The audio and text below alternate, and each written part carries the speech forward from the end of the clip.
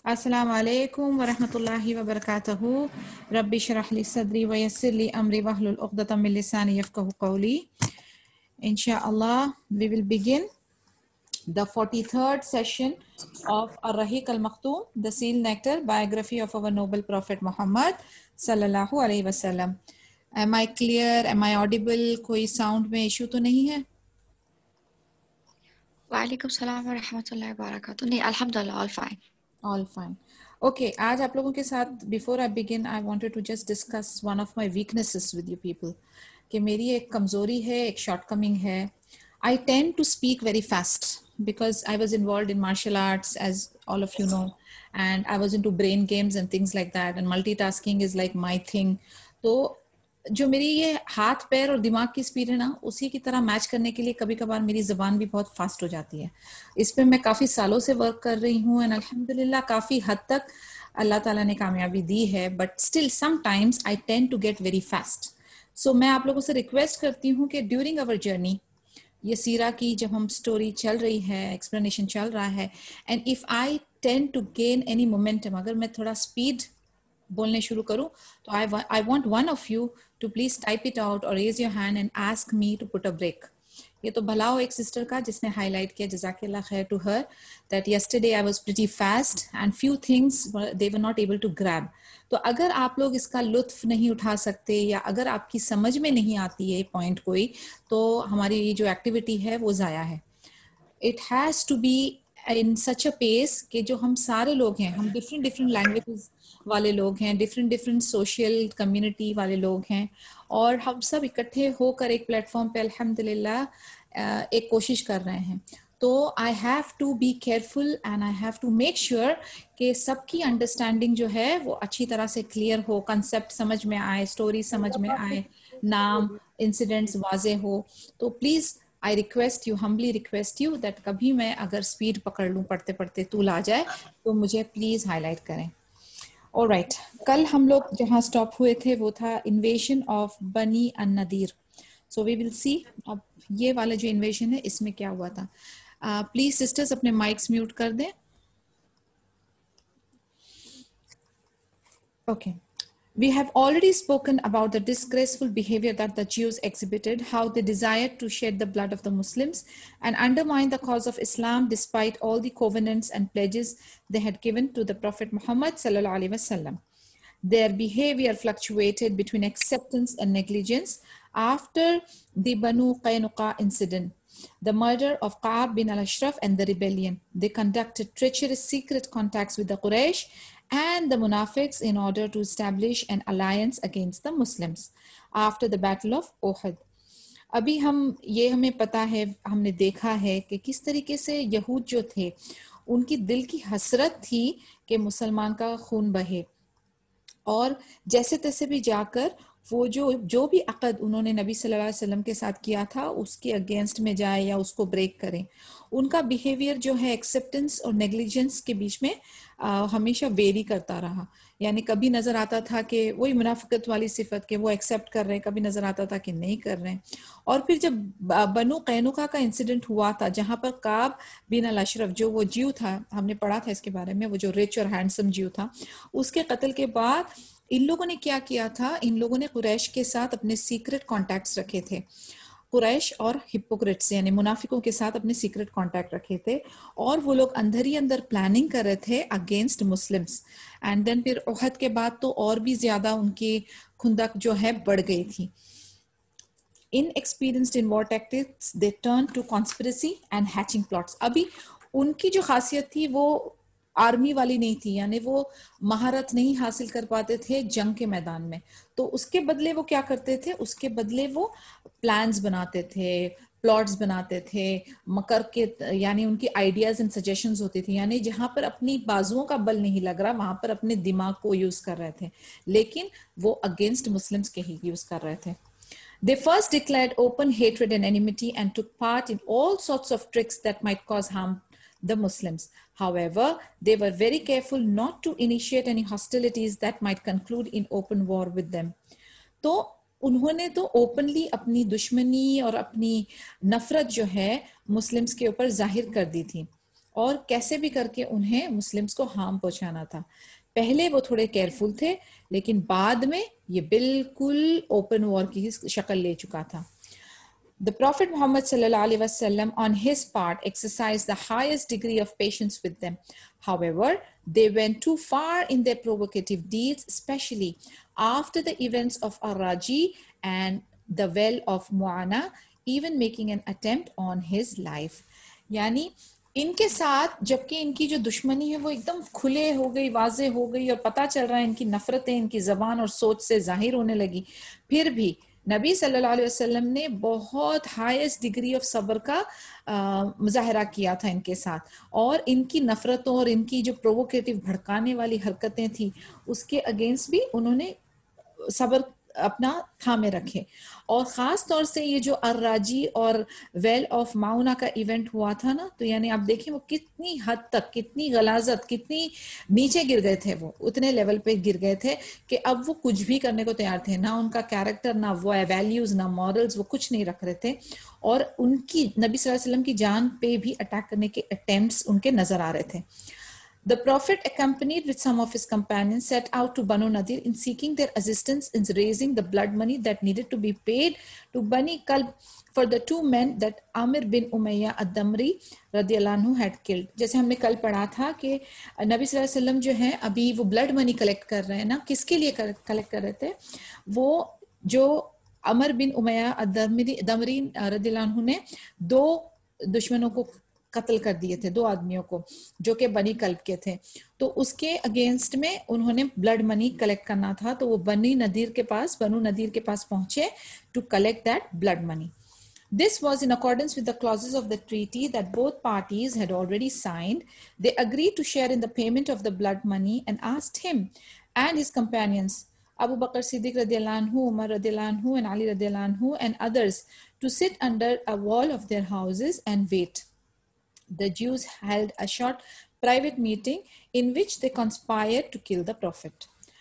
अभी आप देखें कि नबी सल्लल्लाहु अलैहि वसल्लम उधर गए हैं, blood money to be given to the दुश्मन only, not for his Muslim, अपने मुस्लिम साथियों के लिए नहीं, ब्लड मनी उनके साथियों के लिए, यानी जो ऑपोजिट पार्टी के हैं उनके लिए कलेक्ट करने बनु नदीर के पास गए हैं। अब वो क्या कह रहे हैं, अग्री कर रहे हैं कि हाँ हम शेयर करेंगे।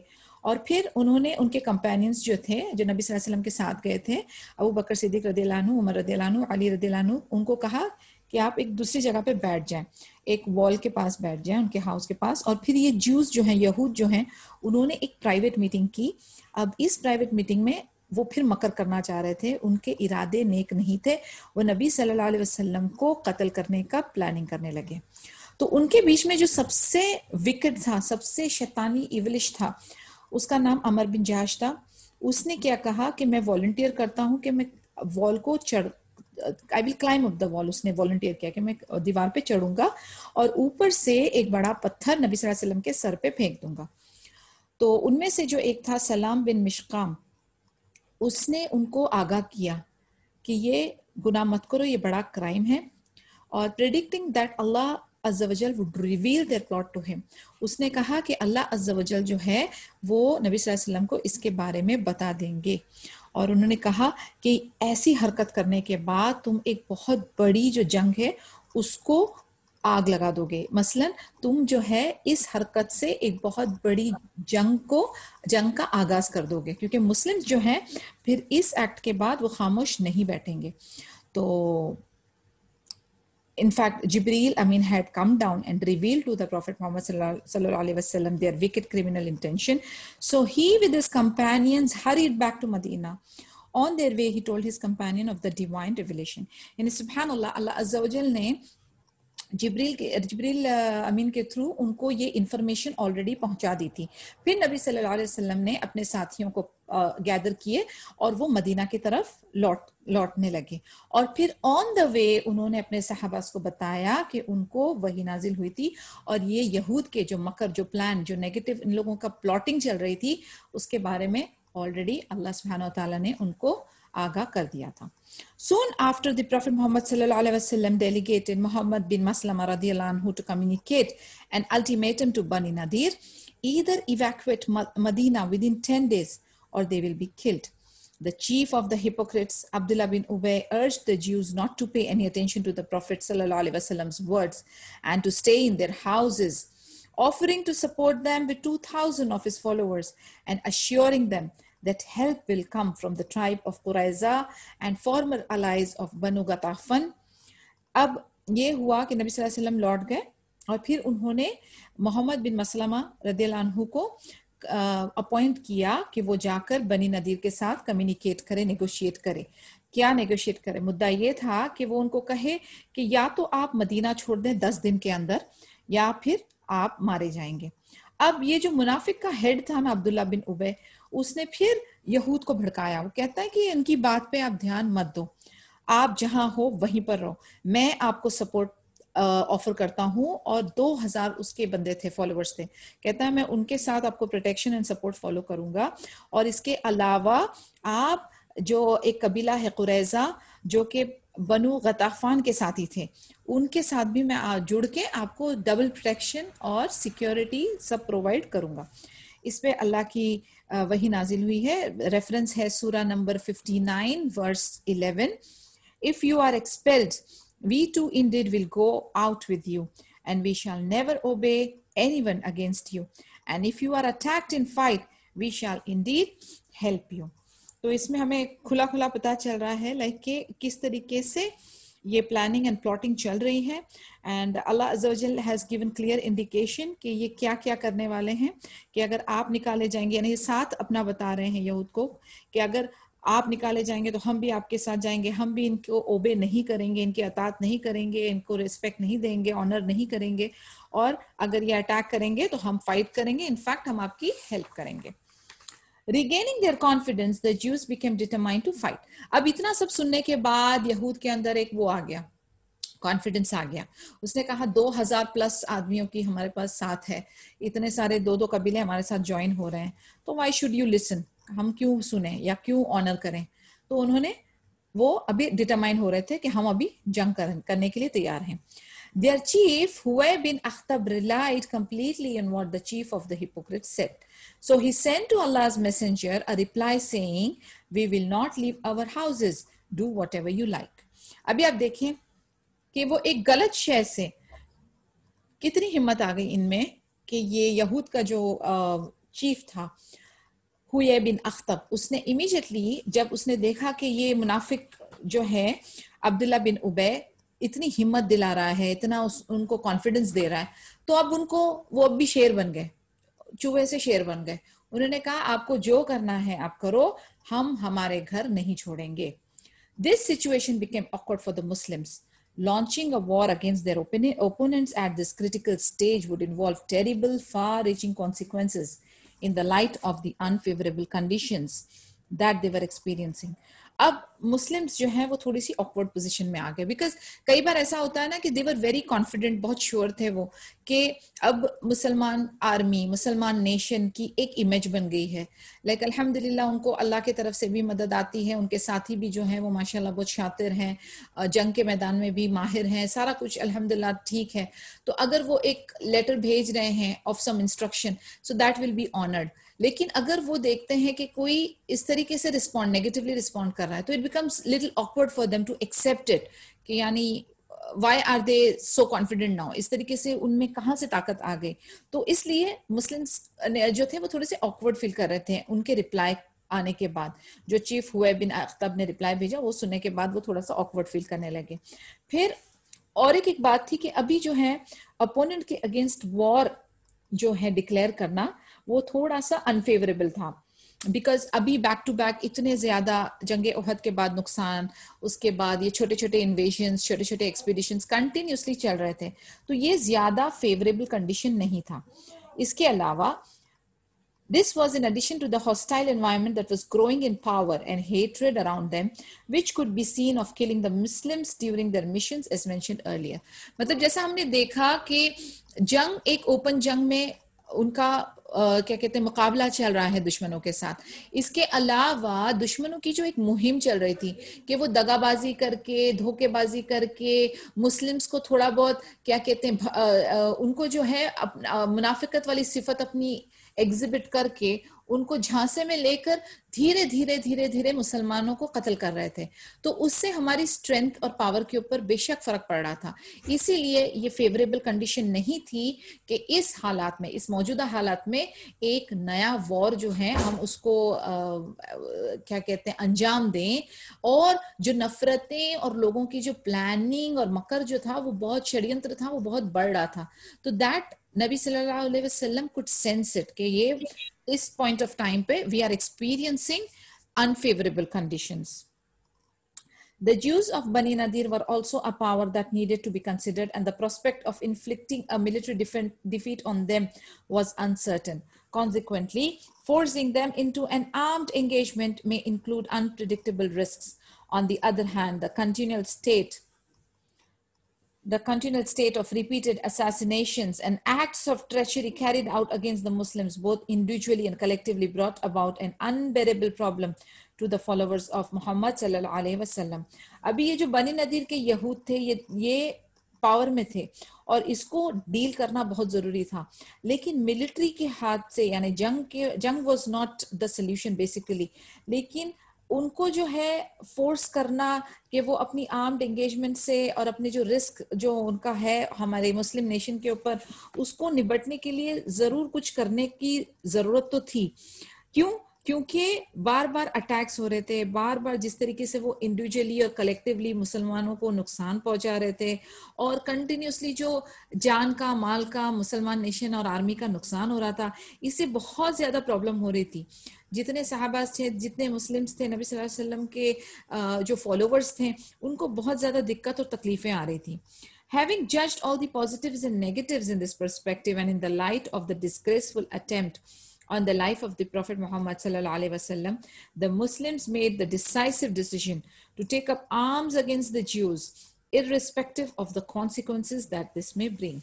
लेकिन क्योंकि ये प्रॉब्लम को अगर सॉल्व ना किया जाए तो मुसलमान नेशन को इस चीज का अंदाजा था कि ये बहुत बड़ी प्रॉब्लम आगे चल के हो सकती है, क्योंकि जिस तरीके से उन लोगों ने छोटे बड़े अटैक्स किए थे, जिस तरीके से उन्होंने इंडिविजुअली कलेक्टिवली मुसलमानों का कत्ल किया था, जिस तरीके से उनकी इतनी मजाल हो गई थी कि वो अभी नबी सल्लल्लाहु अलैहि वसल्लम को डायरेक्ट थ्रेट उनकी लाइफ को अटैक कर रहे थे, तो एक डिसाइसिव सब लोगों ने मिलकर एक यूनानिमस डिसीजन लिया कि हम लोग चाहे जो भी हो जाए अब हम इनका मुकाबला करेंगे और कोई भी कॉन्सिक्वेंसेस हो वो फेस करने के लिए तैयार थे।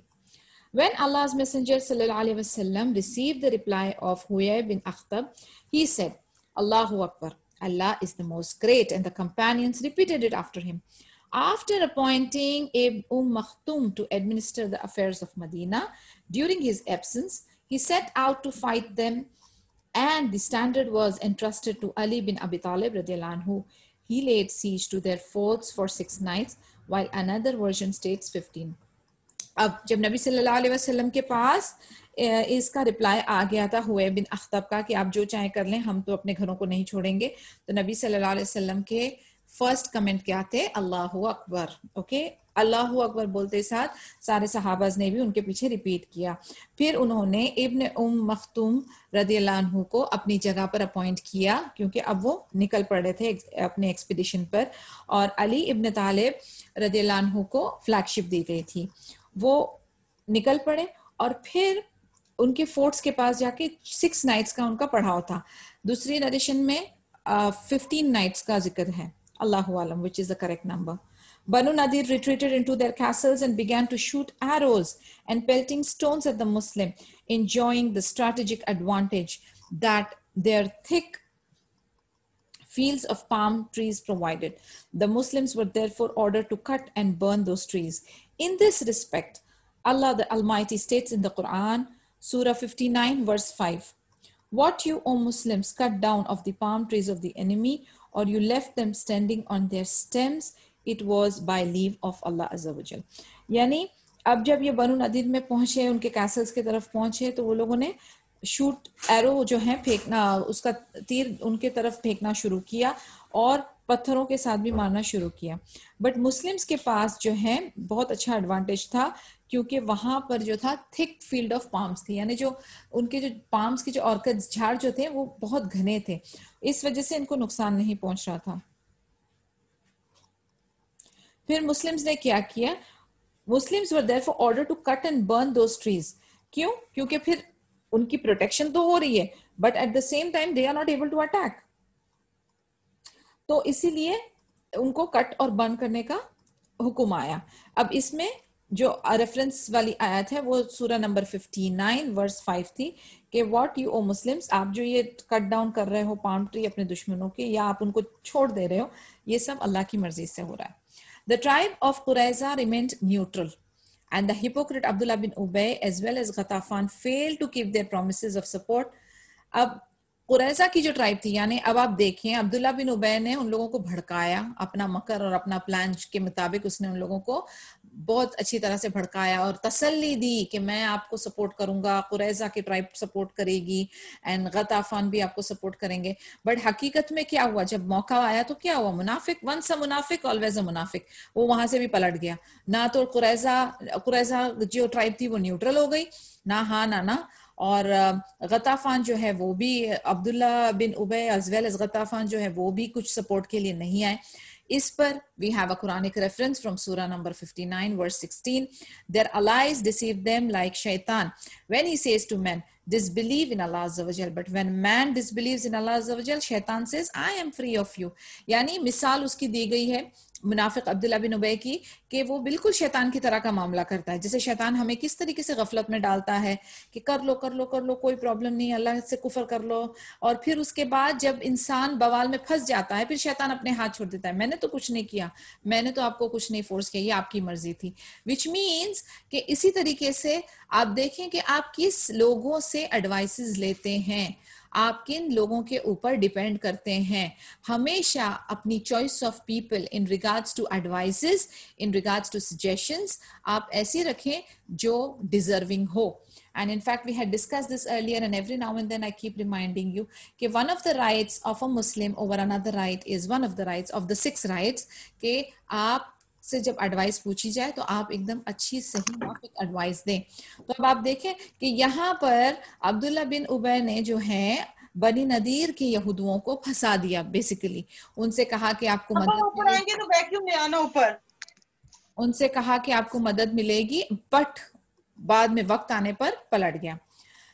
The siege did not last long, for Allah the Almighty cast horror in the hearts of the Jews, and they willingly offered to comply with Prophet Muhammad sallallahu alaihi wasallam's order to leave Medina।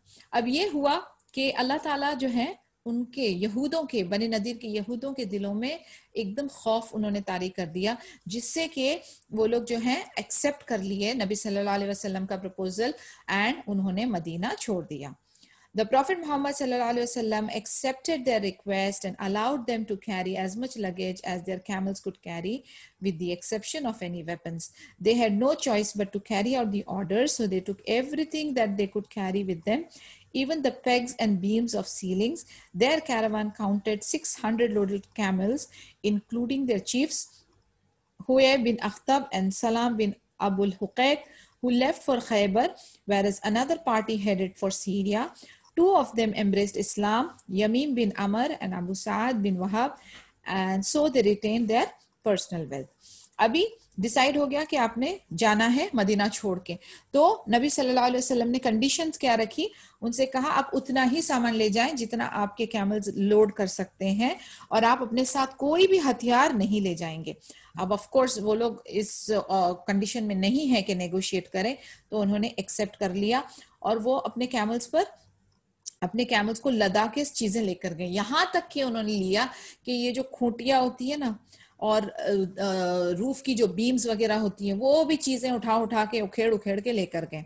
फिर उनके साथ कौन थे, हुया बिन अख्ताब जो उनका leader था, सलाम बिन अबू हुकैक, ये सारे यहूद हैं बनी नदीर के। ये लोग कहाँ, कुछ निकल गए खैबर, कुछ निकल गए सीरिया। इनमें से 2 जो थे, यामिन बिन अमर और अबू साद बिन वहाब, ये जो मुसलमान बन गए थे और इसीलिए इनकी पर्सनल वेल्थ रिटेन थी, यानी बिकॉज वो मुस्लिम बन गए थे तो they are one of us now, तो उनको कोई प्रॉब्लम नहीं हुआ, they could stay normally and they retain their wealth, उनका पैसा, उनकी वेल्थ उन्हीं के पास था। Allah's messenger sallallahu alaihi wasallam seized their weapons, lands, houses and wealth। और ये जो बाकी यहूद थे जो वो ले जा सके, बाकी जो है वो सारा कुछ मुस्लिम नेशन के पास आ गया, उनके हथियार, उनके लैंड, उनके घर, उनकी wealth. Okay, among the other booty he managed to capture were 50 suits of armor, 50 helmets and 340 swords. अब इसके अलावा जो हथियार और औजार और ये सब चीजें हैं जो आर्मी के लिए आर्मर्स यूज होता है उसमें उन्होंने क्या हासिल किया, 50 सूट आर्मर के, जो मेटल के जो वो जंग पे पहनते हैं आर्मी वाले आर्मर सूट, तो वो 50 सूट्स उनको मिले, 50 हेलमेट्स उनको मिले और 340 तलवारें. This booty was exclusively from the Prophet Muhammad sallallahu alaihi wasallam, as no fighting had taken place in capturing it. यानी ये जो है, ये जो माल गनीमत हम कहें या ये पूरा का पूरा जो हिस्सा था ये एक्सक्लूसिवली नबी सल्लल्लाहु अलैहि वसल्लम के हिस्से में जाना था. क्यों? क्योंकि ये जो था इसमें कोई जंग नहीं थी. This was purely on the basis of negotiations. तो इसमें कोई जंग नहीं हुई थी, तो इसलिए वो जो 1/5 हिस्सा, उनका तरीकाकार क्या था कि अगर जंग होती है और फिर जब माल गनीमत मिलता है तो वो 1/5 हिस्सा जो है, 1/5वां हिस्सा जो है नबी सल्लल्लाहु अलैहि वसल्लम को मिलता था और बाकी जो है वो मुस्लिम नेशन की ट्रेजर में जाता था. मगर चूंकि ये इधर कोई जंग नहीं हुई थी, ये सिर्फ प्लेन नेगोशिएशंस एंड बार्गेनिंग या यू कैन से कि विदाउट वॉर का बूटी था. ठीक है, तो ये पूरा का पूरा जो है नबी सल्लल्लाहु अलैहि वसल्लम के अंडर गया था. This booty was exclusively for Prophet Muhammad sallallahu alaihi wasallam, as no fighting had taken place in capturing it. He divided the booty based on his own discretion among the early immigrants and 2 poor helpers, Abu Dujana रदियल्लाहु अन्हु and सहल बिन हुनैफ रदियल्लाहु अन्हु. अब नबी सल्लल्लाहु अलैहि वसल्लम आप जानते हैं कि उनको कोई दुनियावी माल की मोहब्बत नहीं थी. He was not one of those kinds, सुभानअल्लाह. तो उन्होंने क्या किया, उन्होंने उसको डिवाइड कर दिया अपने हिसाब से. जो शुरू के जो मुहाजिर, अर्ली मुहाजिर थे उनको, और 2 गरीबों की उन्होंने खास मदद की जिनका नाम था अबू दुजाना रदियल्लाहु अन्हु और सहल बिन हुनैफ रदियल्लाहु अन्हु. Allah's Messenger sallallahu alaihi wasallam also spent a portion of this wealth on the yearly living expenses of his family. The rest was spent on equipment for the Muslim army, which would be needed for further wars in the cause of Allah Azza wa Jal. अब उन्होंने क्या किया, अब आप अदल देखें, आप सोच देखें कितनी खुली, कितनी वसी, कितनी गनी, कितनी जनरस, कितनी वाइज है. उन्होंने एक पोर्शन जो है अपनी फैमिली के ऊपर भी खर्च किया, of this wealth on the yearly, यानी साल का जो उनकी फैमिली का एक्सपेंस होता है उसके ऊपर खर्च किया. दूसरा जो था, फिर उन्होंने अपनी मुस्लिम आर्मी के लिए जो इक्विपमेंट चाहिए था, आगे जिहाद क़िताल वगैरह के लिए जो लगना था चीजें, उसकी तैयारी के लिए उधर वक्फ कर दिया. यानी लुक एट द बैलेंस, यानी उन्होंने फी सबीलिल्लाह भी किया. उन्होंने देखा जाए तो बेसिकली अपनी जात के लिए एक छोटा पोर्शन, अपनी फैमिली, अपने डिपेंडेंट्स को भी दिया. ऐसा नहीं कि अपने लोगों के भी मुंह के निवाले निकाल दिए. हमेशा अदल करते रहे, सुभान अल्लाह. एंड अल्लाह की राह में भी दे रहे हैं, जो डिजर्विंग है उनको भी दे रहे हैं, सदका भी चल रहा है, सब कुछ चल रहा है माशाल्लाह. यानी ये तरीकाकार होता है कैसे हम तकसीम करें. और हम लोग जो है ना, हर बार पहले तो हम लोग डिसाइड ही नहीं कर पाते हैं कि हमारे पास कुछ एक्सेस है कि हम आगे फी सबीलिल्लाह करने के लायक हो. हम जो है, हमारी ही जरूरतें हमारी पूरी नहीं होती, हमारी ही शॉर्टेज जो है वो ऐसी है कि वो कभी भी खत्म नहीं होती है. हमारी नेसेसिटीज खत्म होती है तो हमारी लग्जरीज शुरू हो जाती हैं. यानी हमारी जरूरतों की कोई लिमिट ही नहीं है, सुभान अल्लाह. दूसरा ये कि हमारा दिल जो है ना, देने के लिए बहुत छोटा है. हम बहुत बखील हैं, हमें अंदाजा ही नहीं लगता कि हमें अगर देना है अल्लाह की राह में, हम कुछ दे रहे हैं तो हमें बेहतरीन हिस्सा देना है. हम जो गला सड़ा फटा पुराना होता है वो अल्लाह की राह में देते हैं. यानी किस टाइप की जहनियत है हम लोगों की, और किस टाइप के दिल है हमारे, किस टाइप के दिमाग है हमारे. आखिर आप देखें कि ये किसके साथ आप सौदा कर रहे हैं. अगर आप थोड़ी देर के लिए सोचें, मुझे अभी एक आयशा रदियल्लाहु अन्हा की हदीस याद आ रही है कि जब वो फी सबीलिल्लाह के लिए, सदके के लिए पैसे देती थी तो उसको खुशबू लगा के देती थी, क्योंकि शी नोज ये पैसा कहाँ जा रहा है. ये गरीब के हाथ में बेशक जा रहा है, लेकिन ये जा किधर रहा है, यही आप आगे पहुंचा रहे हो. This is what is going to be counted. जो हम जमा करके रख रहे हैं ना, वो तो हमारे लिए बवाल बनेगा नौजुबिल्लाह कब्र के अंदर. उसका हमें हिसाब देना है. यही वो सांप और ये सब जो डिस्कशन है ना इसके बारे में कब्र में, यही सब चीजें हैं जो हमारे गलों में पड़ेंगे, मुसीबत के बायस होंगे, और हमें इसका हिसाब देना है. लेकिन आगे हमारी राहत के लिए क्या है, जो हमने अपने हाथ से, अपनी हयाती में, अपने यूज का प्यारा हिस्सा अल्लाह की राह में दिया, वो आगे हमारे लिए फायदेमंद साबित होगा. तो ये सोच रखते हुए हमेशा जब भी आपका चैरिटी का दिल करे, like for example I keep advising people. काफी सारे लोग मुझसे इस बारे में पूछते हैं कि कैसे हम रिस्क में बरकत करें, कैसे हम रिस्क में बरकत करें. There are an number of solutions माशाल्लाह इन कुरान एंड सुन्ना. One of the things that I straight away tell them कि आपकी जो भी दिन की अर्निंग्स है, जो भी आपका कलेक्शन है इन अ डे, उसमें से 10% निकाल के सीधा आप इन द नेम ऑफ अल्लाह, अल्लाह की खातिर आगे पहुंचा दें। यानी ज्यादा सोचना नहीं है, जो भी आपके दिन की अर्निंग्स हैं उसका 10% निकाल दें। For example if you are earning से for example 200 KD per day, आराम से 10% is 20 KD, just remove it, keep it aside. आप अपना देने वाला जो दिल है ना वो खोलें, और गली सड़ी बदबूदार फटी पुरानी वो जिससे किसी आगे बंदे के यूज करने लायक चीज ना हो, बिल्कुल ना करें। जो चीज आप एक्सेप्ट नहीं कर सकते वो आप तवक्को ना करें कि कोई सामने वाला एक्सेप्ट करे। ऐसी हालत में चीज दें जो कि सामने वाला बंदा भी पहने, आपको दुआ दे, और आप सोच लें, अगेन आई रिपीट, कि यही वो चीज है जो आपके काम आने वाली है। देयर इज अनदर हदीस जो मुझे याद आ रही है, उसका मफहूम, let me share it with you because ये उसके साथ रिलेटेड है। एक one of the dying persons, उसने अपनी वसीयत की, नबी सल्लल्लाहु अलैहि वसल्लम को कहा कि तो उसके मतलब बहुत बड़ा उसका स्टोरेज ऑफ खजूर था, तो उन्होंने कहा कि ये पूरा तकसीम, मेरे मरने के बाद ये पूरी तकसीम कर देना, और उसकी रिस्पॉन्सिबिलिटी वो उन्होंने नबी सल्लल्लाहु अलैहि वसल्लम को दी थी कि मेरे मरने के बाद ये पूरा आप फी सबीलिल्लाह कर देना। अभी नबी सल्लल्लाहु अलैहि वसल्लम ऑफ कोर्स डाइंग पर्सन की विश है, and you know what kind of अदल एंड कैरेक्टर नबी सल्लल्लाहु अलैहि वसल्लम वाज, सुभान अल्लाह, उन्होंने पर्सनली उसको पूरे को डिस्पोज ऑफ किया। फिर एक कोने में एक सूखी खजूर पड़ी हुई थी, वो आए चेक करने के लिए, एवरीथिंग इज गिवन, ओके चलो भाई क्लियर हो गया। उन्होंने वो सूखी खजूर पड़ी हुई कोने में एक देखी, तो उन्होंने उठाया और फिर अपने जो साथी थे उन लोगों को कहा कि अगर ये बंदा अपनी हयाती में ये भी हाथ से अगर दे देता, वो ये पूरे जखीरे से बेटर था। कहने का मकसद ये है कि जब आप हयात हो, देखिए मैं ये नहीं कहती कि आपके पीछे कोई है नहीं जो सदका करेगा, लेकिन हाँ ये हकीकत है, इसकी कोई गारंटी नहीं है कि आपके मरने के बाद कोई आपके बिहाफ में सदका करेगा। May Allah give us that kind of औलाद या अरेंजमेंट कि हमारे पीछे भी सवाबे जारी अल्लाह ताला जारी रखे। लेकिन अब आप हयात हो, आपके दिमागी तवाजुन ठीक है, you are in a good shape, तो अपने ही हाथ से रोज के मुताबिक कुछ सदका खैरात करते जाएं।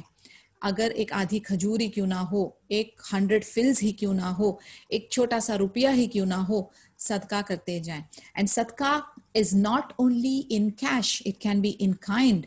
As per the hadith, smiling is a sadqa, giving a good advice is a sadqa, feeding your wife is a sadqa. यानी सुभान अल्लाह, दीन इस्लाम में बहुत स्कोप है, अजर कमाने के लिए बहुत मौके हैं। आप बस नियत अच्छी रखें, इखलास और खुलूस के साथ आप करने का इरादा करें, इंशाअल्लाह बिइज़्निल्लाह अल्लाह सुब्हानहू व तआला will open up the doors for you. Allah subhanahu wa ta'ala will open up your hearts and mind towards charity. So please, आज का जो हमारा टेक होम मैसेज है वो है charity in the cause of Allah अज़्ज़ा वजल, और अपने हाथ से हम खुद करेंगे। हम वेट नहीं करेंगे कि हमारे मरने के बाद हम वसीयत करें, और इंशाल्लाह बिइज़्निल्लाह ऐसा भी हो, मैं तो कहती हूँ वो भी हो सवाबे जारिया, बट अपनी हयाती में हम उसका इंतजाम भी करेंगे on a daily basis, once in a while नहीं, ऑन अ डेली बेसिस। अब आप इसको मिस्टेक ना करें कि भाई हम ज़कात दे दिए फारिग हो गए, पूरा साल कुछ नहीं करना, ऐसा नहीं है। Everything has to go parallel, ज़कात भी जानी है, आप अपना तकसीम भी करते रहें, और इसको बढ़ाने की कोशिश करें, क्योंकि जितना आप अपनी सोचेंगे ना, मैं उधर प्लॉट खरीद लूं, उधर गोल्ड बना लूं, उधर जमा लूं, ये सब बवाल होने वाला है। ओके, बट अपने हाथ से एक पोर्शन जो है वो जरूर निकाल दें, थोड़ी सिक्योरिटी इज देयर। देखें नबी सल्लल्लाहु अलैहि वसल्लम अपनी फैमिली पे भी करते, पूरा इसमें खास बल्कि मेंशन है कि ईयरली, यानी उन्होंने अपनी पर्सनल फैमिली के लिए क्या इंतजाम किया, ईयरली का जो उनका एक्सपेंसेस है उसका इंतजाम किया। तो नॉट दैट कि यू विल बिकम वेरी यानी मिसकैलकुलेटिव कि भाई पूरा 100% दे दो, जीरो कर दो, ऐसा नहीं है। लेकिन मैं फिर कहती हूँ कुछ पोर्शन, मैंने 10% का जिक्र किया ना, 90 का नहीं, तो 10% की तो इतनी हमारी हैसियत है अल्हम्दुलिल्लाह, इतना कर दिया करें। This booty, okay. The invasion of Bani Nadir took place in Rabiul Awal, 4th after Hijri, corresponding to August 625 CE. Almost all the verses of Surah Al-Hashr, chapter 59, the gathering, describe the exile of the Jews and reveal the disgraceful manners of the Munafiq. The verses also manifest the rules that were applied to the booty. अभी बनी नदीर का जो ये किस्सा हुआ था, ये रबीउल अव्वल 4 आफ्टर हिजरी का है, जो कि अगस्त 625 CE का किस्सा है। और सूरत अल हशर जो है चैप्टर 59 द गैदरिंग, इसमें इसका पूरा खुलासा है। So if you get a chance, please सूरत अल हशर को आप तफसीर और तर्जुमे के साथ पढ़ लें, जिसमें ये यहूद को जो जिलावतन किया हुआ था, उसके बारे में पूरा जिक्र है. The chapter also contains the rules that were applied to the booty, यानी इसके लिए जो अहकामात थे, माल गनीमत को कैसे तकसीम की जाए, क्या उसके साथ मामला किया जाए, वो रूल्स भी उधर मेंशन किए गए हैं. The chapter contains praise from Allah, the Almighty, for the immigrants and the helpers. This chapter also proves the legality of cutting down and burning the land and trees of the enemies for military purposes. अब एक और एक चीज जहां पर हमने देखा था कि जहां पर नबी सल्लल्लाहु अलैहि वसल्लम के हमने रूल्स पढ़े थे वॉर के, कि ये नहीं करना, वो नहीं करना, बच्चों को, हॉस्पिटल्स को, नेचर को हार्म नहीं करना. लेकिन ये जो यहाँ पर हमने देखा कि दुश्मनी लैंड में मिलिट्री ऑपरेशन के लिए झाड़ों को काटा और जलाया गया, तो उसकी परमिसिबिलिटी दी गई थी. आपने देखा इस्लाम में कैसी लचक है, सुभान अल्लाह, कहाँ पर मना है, कहाँ पर अलाउड है, कौन से सिचुएशन में क्या है.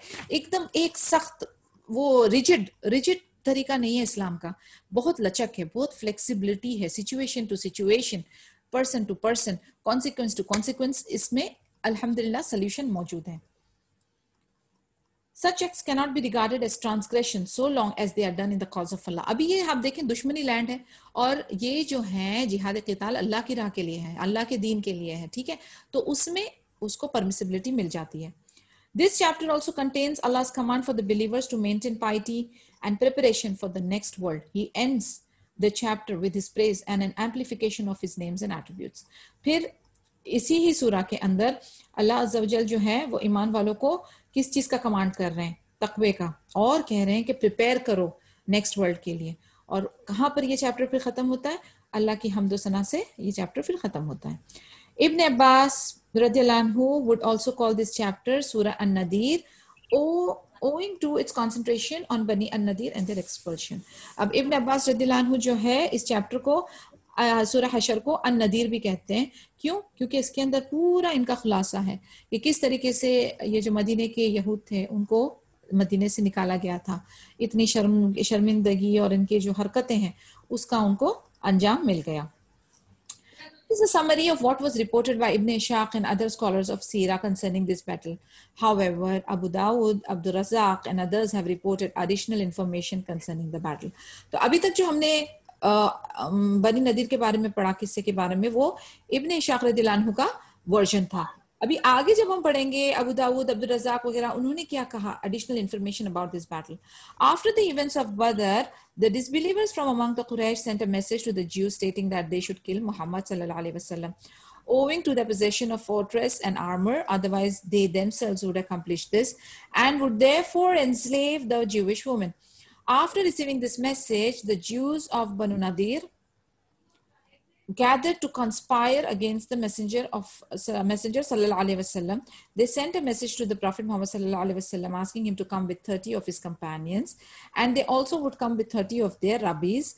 They would all meet at a set location and they would listen to what the Prophet Muhammad sallallahu alaihi wasallam had to say, half from this group and half from theirs. If they trusted and believed in him, then all of the people would follow suit in accepting Islam.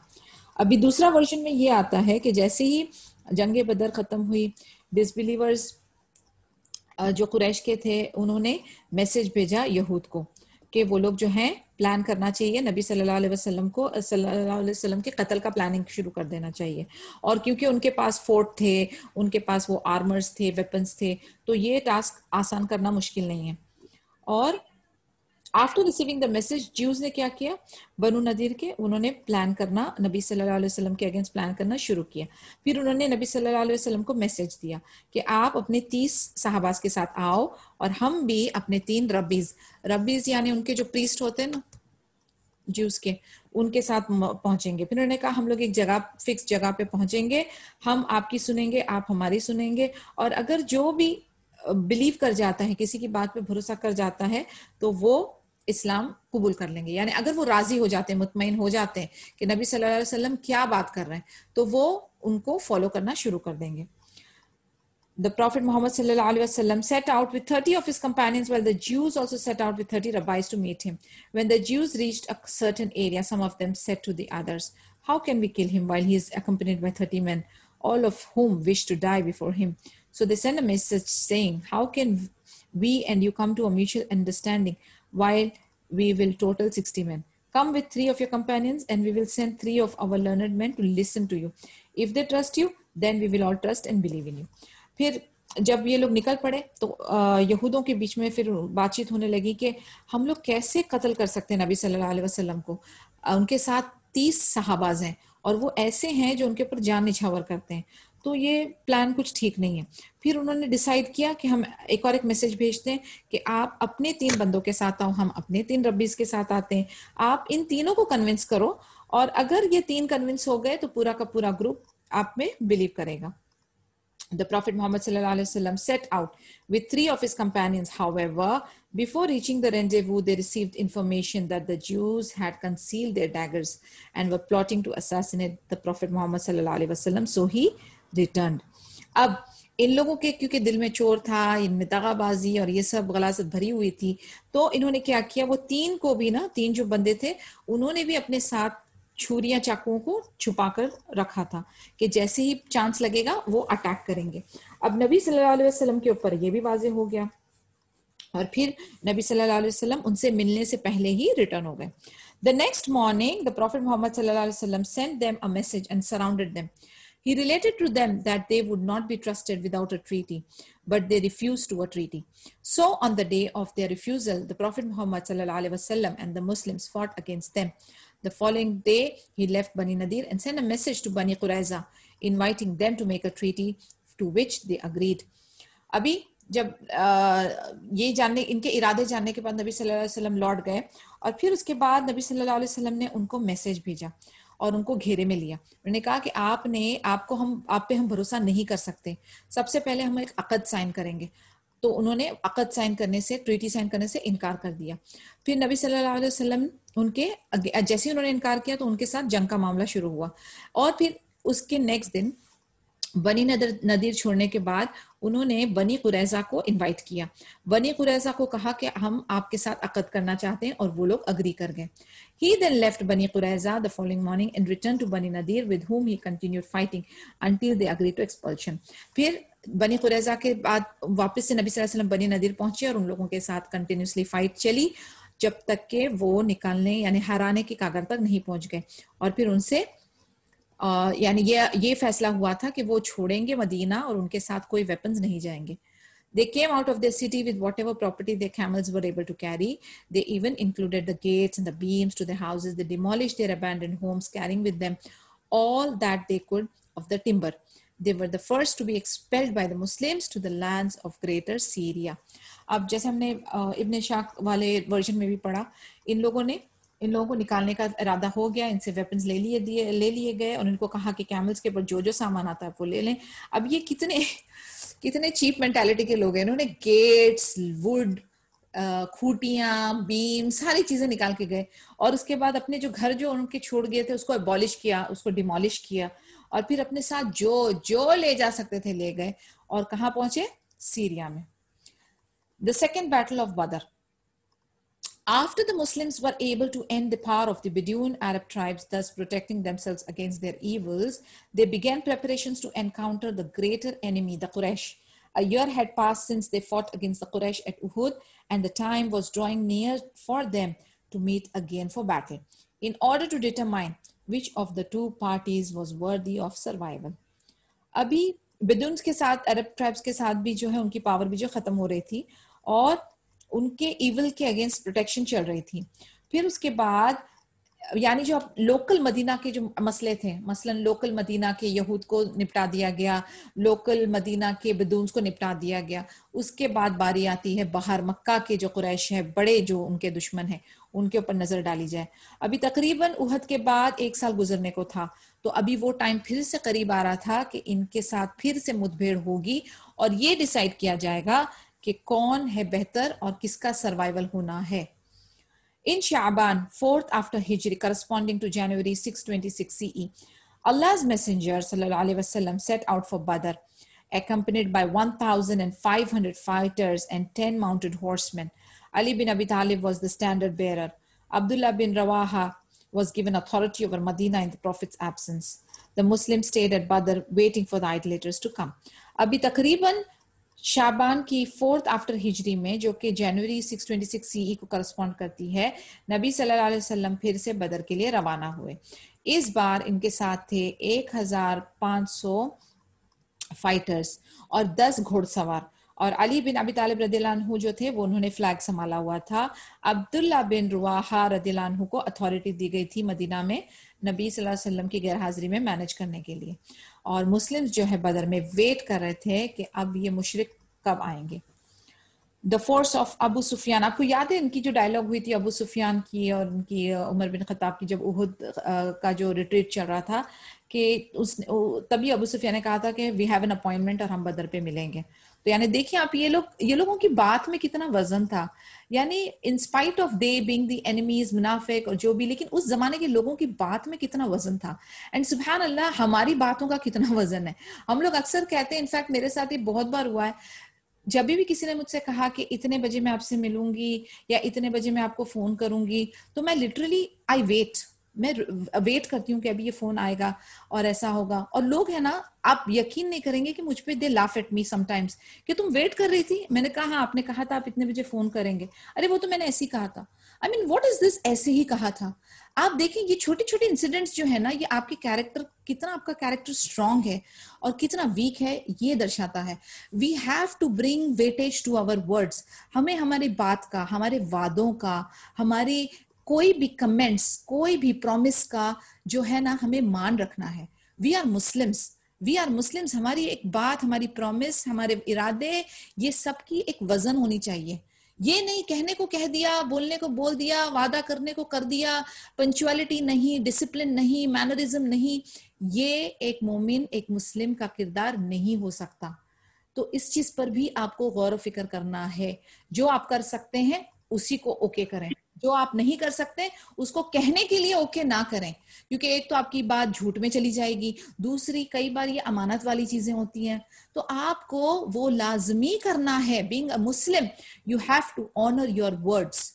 तो इस चीज पर भी थोड़ा सा गौर फिक्र करें और अपनी बात जो आप कर सकते हैं वही कमिट करें, जो नहीं कर सकते डोंट नॉड फॉर इट। तो उन्होंने कहा था 1 साल। Yes Rin, go ahead please. या ये जो कैरेक्टरिस्टिक्स है, this is also a characteristic of Hippocrates, right? Exactly, hypocrites की है ना, बात ना रखना। वादा खिलाफी यस। करके। there are traits of hypocrites that has been mentioned in the Quran.